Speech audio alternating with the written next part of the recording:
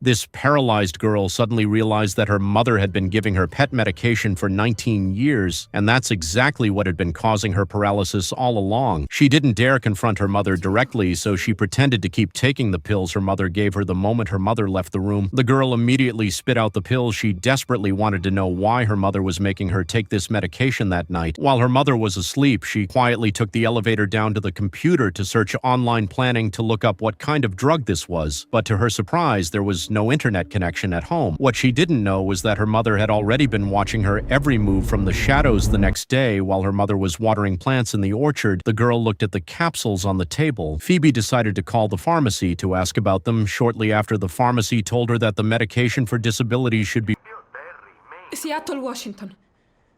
absolutely certain that something was wrong with the medication her mother had been giving her. Determined to uncover the truth, she told her mother she wanted to go see a movie. Che cosa vuoi vedere?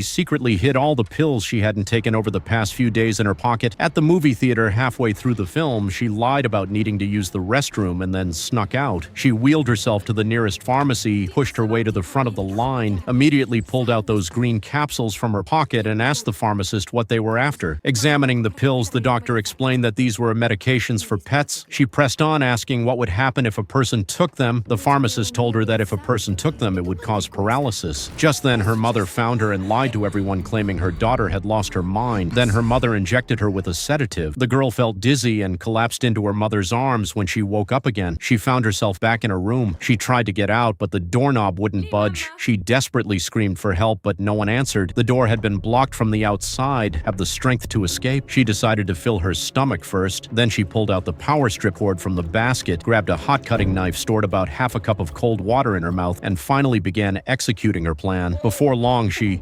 struggled her way up to the roof, dragging her powerless legs as she crawled forward bit by bit, eventually making it to her mother's bedroom window. Looking at the tightly shut window, she patiently heated the tip of the cutting knife until it glowed red, then pressed it against the glass. Soon cracks appeared in the window. Next, she tilted her head back, gathered all her strength into her throat, and forcefully spit the water onto the window. With the sudden temperature change, the glass quickly shattered completely. She finally succeeded in climbing into the room through the broken window. She then made her way to the staircase, but her calculating mother had already unplugged the lift, so she threw her wheelchair down the stairs, then endured the pain and rolled herself down. Incredibly, she suddenly discovered that her